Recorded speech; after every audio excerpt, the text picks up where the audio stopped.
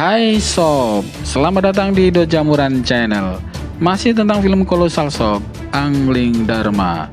Dalam episode sebelumnya, Ki Demang Kalapati, penguasa Pulau Momongan atau Pulau Buangan, tahanan kerajaan, didatangi perompak atau naga laut yang terkenal bengis dan kejam. Nah, apakah Kalapati dapat menghadang dan melawan para perompak? Kejedot celorot, ini ceritanya. Gawat, kapal apa itu? Benderanya seperti kapal bajak laut. Apa? Bajak laut? Ya, naga laut. Cepat, beritahu Ki Demang dan Kaliana Tantri. Segera para penjaga pantai di pesisir Pulau Momongan melaporkan apa yang mereka lihat kepada pimpinannya, yaitu Demang Kalapati. Namun ternyata Kalapati yang sedang terluka dalam yang amat parah, sehingga hanya bisa memerintahkan Kaliana Tantri dan pengawalnya untuk menghadang dan mengusir para perompak yang terkenal bengis dan kejam, dipimpin oleh Darpala. Kerahkan seluruh kekuatan yang ada. Aku kenal dengan pemimpin bajak laut itu. Namanya Darpala. Kekejamannya melebihi binatang yang paling buas sekalipun. Para perompak sudah menginjakkan kakinya di daratan Pulau Momongan dan bergegas menyelinap, mengawasi serta melihat kediaman yang mereka duga merupakan rumah para penghuni pulau. Kemudian Darpala pun memerintahkan anak buahnya untuk mengepung. Singkat cerita, pecahlah pertarungan antara anak buah Darpala dengan anak buah Kalapati maupun Kaliana Tantri. Jebar!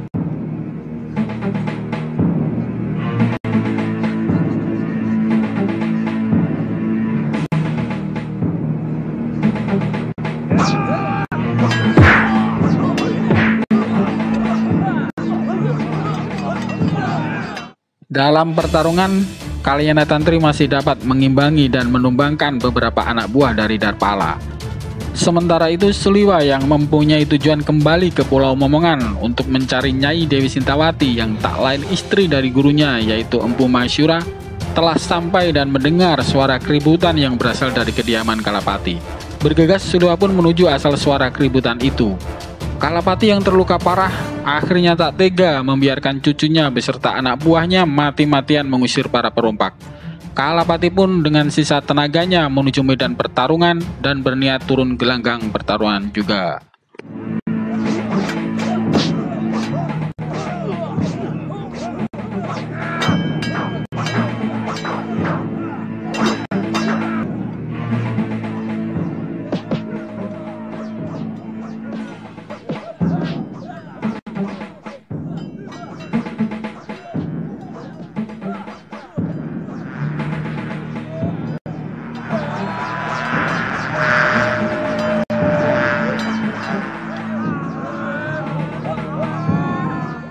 Di saat genting, Suliwa pun tiba tepat pada waktunya. Suliwa pun menghajar semua anak buah Darpala dan juga berhasil meringkus pimpinan perompak itu. Namun sayangnya, Kaliana Tantri terkena senjata supit beracun dari Darpala yang sangat mematikan.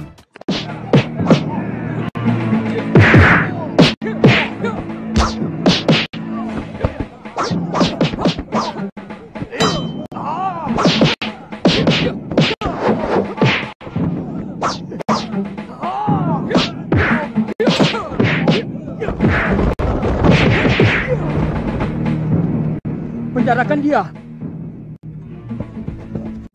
Kalapati, gadis yang kau tangis itu akan mampus. Tidak ada obat yang bisa menandingi racunku.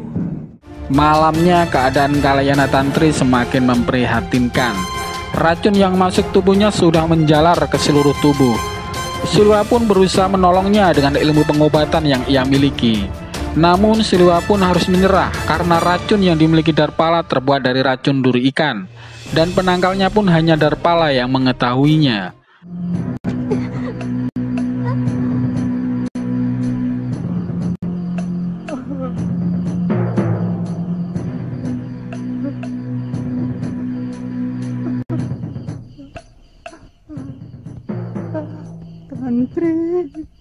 Geramlah Kalapati, hendak memerintahkan anak buahnya untuk menghabisi Darpala di ruang tahanan.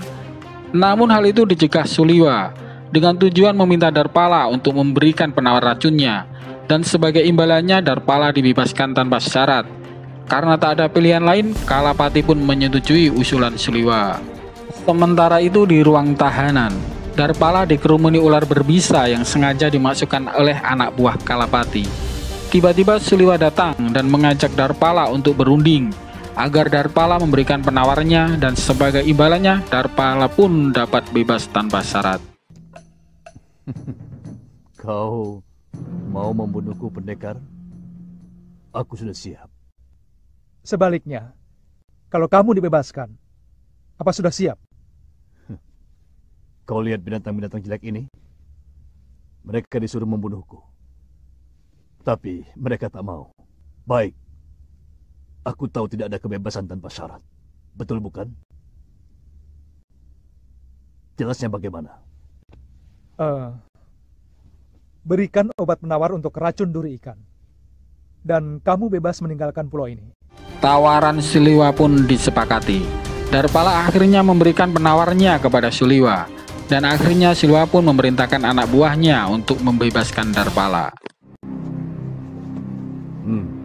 Taburkan di atas luka bekas duri ikan itu. Kalau darah yang mengalir sudah berwarna merah bening, artinya anak itu selamat. Cepat.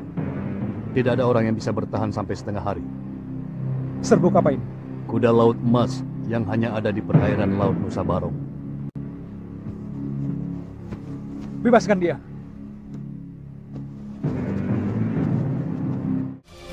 Segera setelah Suliwa mendapatkan penawarnya dari Darpala, Suliwa pun menaburkan obat penawar racun duri ikan di luka bekas supit yang mengenai bahu Kalyana Tantri. Benar saja, setelah penawar itu diberikan, Kalyana Tantri siuman dan telah melewati masa yang membahayakan nyawanya. Di mana saya? Di bilikmu sendiri, Tantri.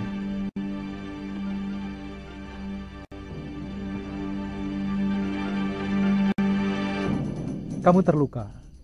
Sekarang kamu sudah melewati masa yang paling berbahaya. Suliwa yang masih penasaran dan belum sempat bertanya kepada Kalapati kenapa sampai Kalapati mengalami luka dalam parah, akhirnya menanyakannya. Ceritakan padamu. Tentang apa? Gurumu.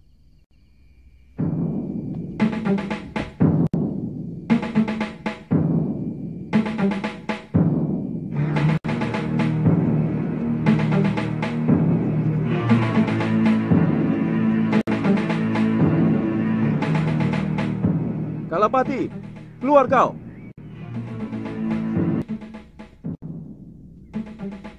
Kalapati, bebaskan istriku.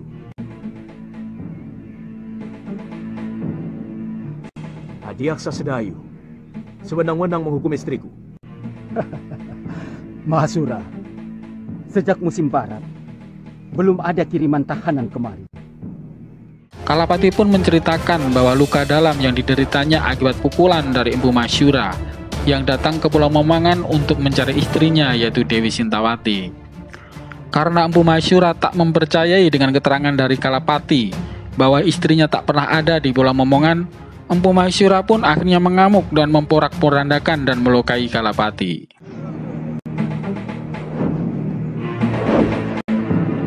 Jangan, Tantri, kau bisa tersengat.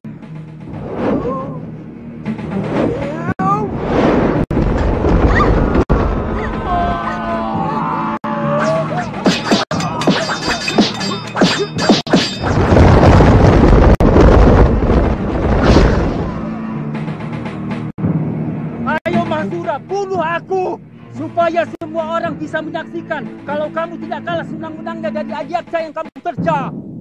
Ayo, aku sudah jawab dengan jujur apa yang kamu tanya.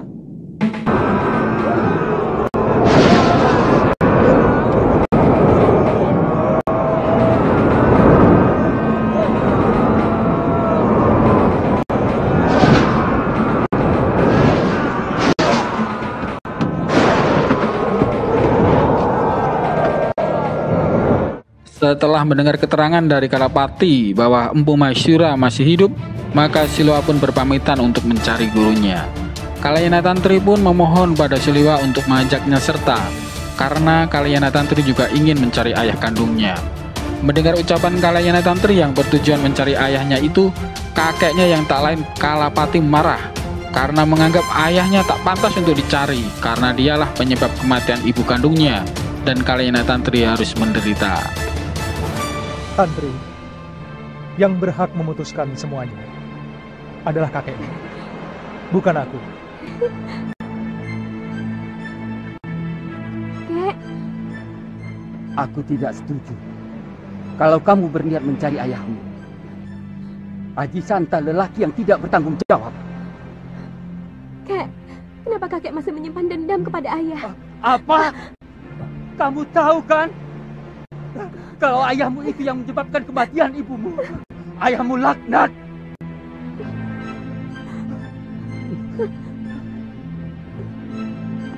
Satu purnama telah berlalu. Kini Dewi Sekarwangi sudah menjadi permaisuri dari Prabu Anglidharma dan diboyong ke negeri Malwapati. Hati-hati anakku.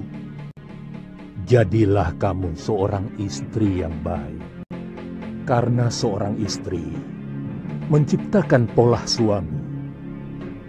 Istri yang serakah akan membuat suaminya menjadi loba.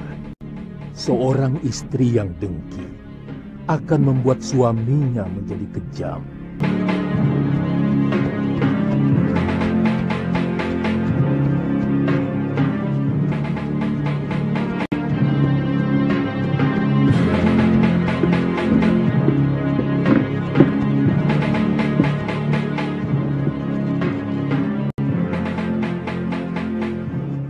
Sementara itu, Nilai Saroya dan Darbasura yang telah menghancurkan Padepokan Sugaluh, yang tak lain juga menjadi dalang fitnah keji kepada istri Masyura, telah berada di padepokannya. Kini Nilai Saroya sudah melahirkan anak dari benih Sudamanik yang telah memperkosanya. Nilai Saroya pun dapat mempelajari ilmu Dasendria yang telah ia bawa lari dari Padepokan Sugaluh. Kelihatannya ilmu itu sama dengan ilmu yang aku miliki.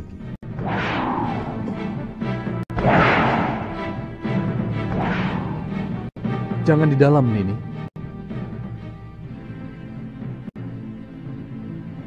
Aku tahu, Kakak. Sekedar mencoba bentuk jurusnya. Kelihatannya tidak terlalu sulit. Kini beralih ke Padepokan Sudamanik. Dengan angkuh dan sombongnya, Sudamanik memamerkan ilmu kesaktiannya kepada anak buah dan para gundiknya.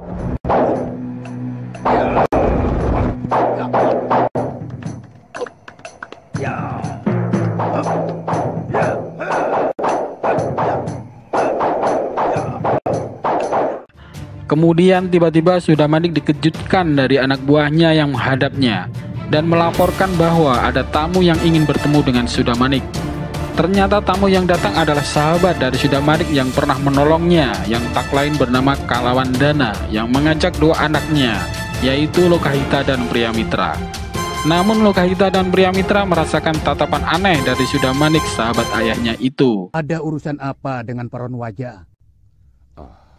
Sebenarnya, kami sudah lama mengadakan ikatan persaudaraan. Paronwaja mau menjodohkan anaknya dengan anakku. Setelah masing-masing sudah dewasa. Tapi sampai sekarang tidak ada kabar beritanya. Bahkan rupanya.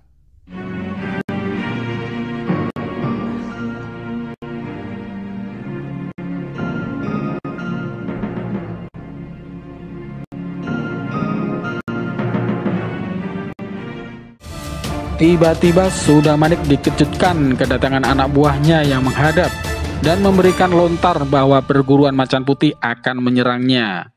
Ada yang melempar senjata rahasia hingga leher si Jalu putus, Guru. Dan ini surat di senjata rahasia itu, Guru. Kurang ajar. Perguruan Macan Putih mau unjuk gigi di hadapanku. Kerahkan seluruh murid dan hadang mereka di batas desa. Baik, Guru. Malam harinya, Lokahita mengatakan kepada ayahnya bahwa ada keanehan dari tatapan Sudamanik terhadap dirinya. Ada apa? Mata Uwak Sudamani agak aneh waktu memandang saya, Bopo. Aneh bagaimana?